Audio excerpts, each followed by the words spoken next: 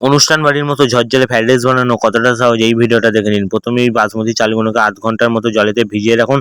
তারপর আধ ঘন্টা পর ভাত খাওয়ার জন্য চালটাকে আমি হাঁড়ির মধ্যে দিয়ে দিচ্ছি এবং অবশ্যই উপর দিয়ে দিন স্বাদ মতো লবণ ও 2 চামচ ভিনিগার।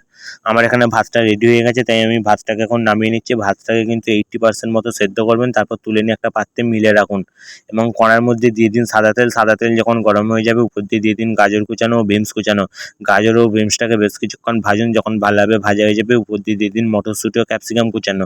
মটরশুঁটি ও ক্যাপসিকামটাকেও বেশ কিছুক্ষণ ভালোভাবে ভাজুন, যখন ভালোভাবে ভাজা হয়ে যাবে উপর দিয়ে দিন কাজু ও কিশমিশ।